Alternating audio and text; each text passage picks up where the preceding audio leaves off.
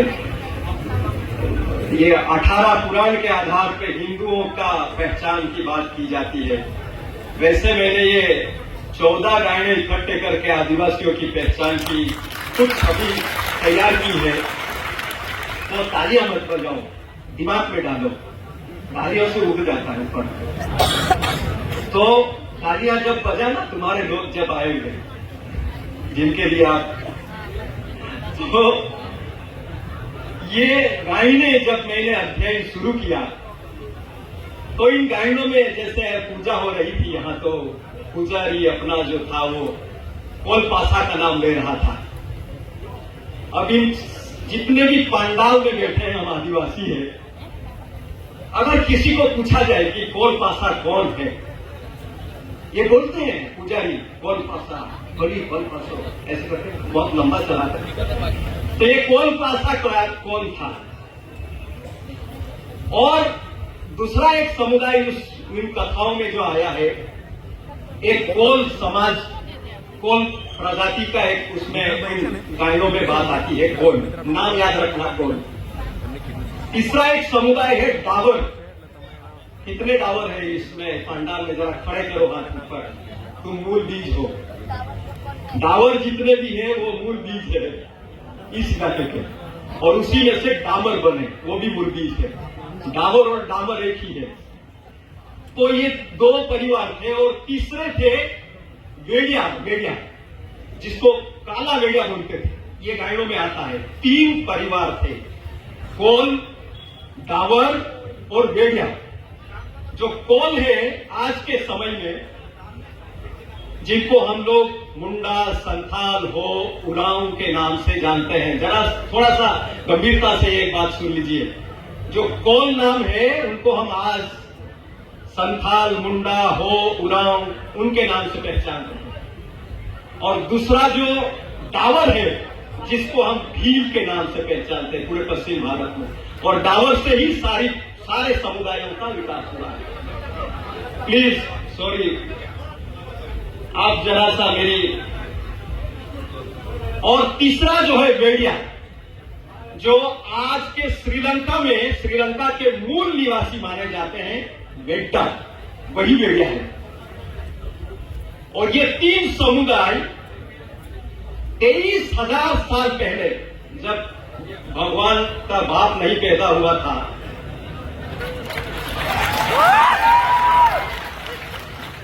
कोई भगवान इस धरती पर पैदा नहीं हुआ था, 23,000 साल पहले श्रीलंका में वेड्डा, उनका इतिहास मिला 23,000 साल पहले। और एक बात मजे की सुन लो कि ये कोल, वेड्डा और भील, ये मध्य भारत के नर्मदा घाटी की प्रजाति है। यहीं से पैदा हुए हैं, ये कहीं आए नहीं और कहीं गए नहीं। बड़ा एरिया था। आज पाकिस्तान के खैबर घाट में डावर की बस्ती है, और वहां भी उनको आदिवासी कहा जाता है। जिसको तुम पिठोरा, हम पिठोरा का गायना करते, पिठोरा की पूजा करते। आज पाकिस्तान में पिठोरा का मंदिर है, मिला पिठोरा का मंदिर। हिमाचल में पिठोरागढ़ नाम की पूरा एक क्षेत्र है। गायने में पिठोरा यहां से गया मध्य भारत से हिमाचल में, ये भी गाया जाता है। मजे की बात यह है कि ये 3 परिवार, कोल, वेड्डा और डावर, जो भी, उनकी सबका डीएनए एक समान है। कोल, वेड्डा और भील का डीएनए एक समान है। और ये मैं नहीं कह रहा हूं, जो डीएनए का अध्ययन करने वाले लोग हैं उनके रिपोर्ट है। और ये 23,000 साल मैं नहीं बोल रहा हूं, आर्कियोलॉजिस्ट, श्रीलंका के आर्कियोलॉजिस्ट बोल रहे हैं कि वेड्डा 23,000 साल पहले मध्य भारत से पलायन करते हुए वहां पहुंचे थे। अब एक और बात है कि धरती का बोर, अभी साइंटिस्टों ने धरती का बोरवेल किया है, और उसमें ढूंढने की कोशिश की है कि हिमयुग कब आया था। तो उसमें 2 बार हिमयुग आया था, उसका जिक्र हुआ। एक 23,000 साल पहले, और दूसरा 14,000 साल पहले हिमयुग का, और 11,000 साल में हिमयुग का अंत हुआ, जिसको हम लोग राजा पंथा, वीना देव, रानी काजल, गंगू राणो ये सब नाम देते हैं। ये 12,000 साल पहले के आपके पूर्वज हैं। और इसलिए ये जो मैं 5 मिनट में आप लोगों को सुना रहा हूं, इसलिए मैं सुना रहा हूं। 2018 में संसद में डीएनए का कानून पास हो गया है। आप गंभीरता से इस बात पर सोचिए। 2018 में डीएनए कानून मंजूर होके रखा गया है और उसका अभी इम्प्लीमेंटेशन शुरू हुआ है गुजरात में। गुजरात सरकार ने 17 आदिवासी समुदायों का डीएनए सैंपलिंग टेस्ट का कार्यक्रम शुरू किया है। अब आप सोच लीजिए, 3 तरह के डीएनए सैंपल इस मध्य भारत के आदिवासियों के ऊपर, ये कोल और वेटा के ऊपर हुए हैं।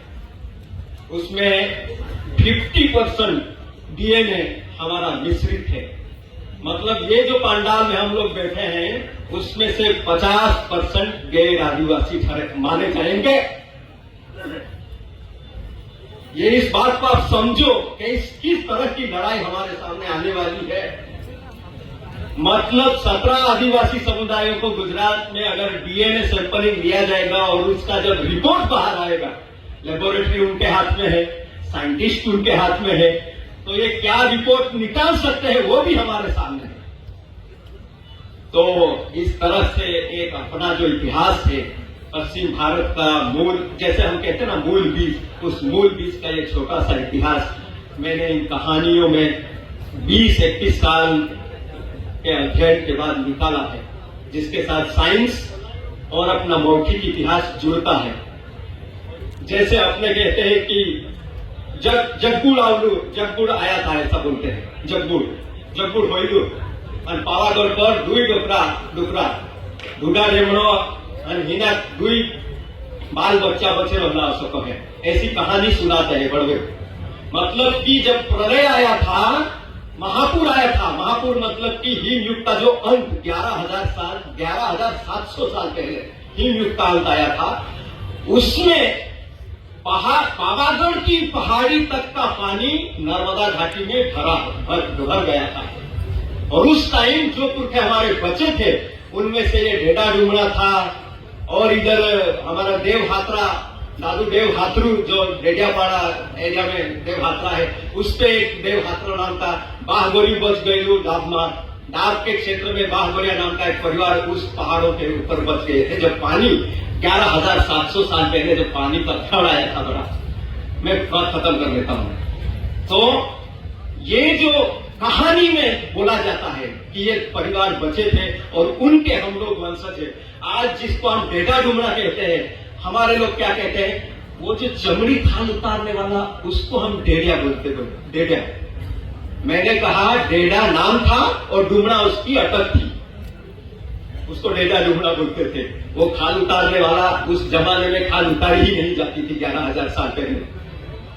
मतलब कि हम लोग जैसे ये सारे बावला पावला जितने भी है, वो बोलते हैं हमारा पावागढ़ से हम लोग आए, बोलते हैं ना।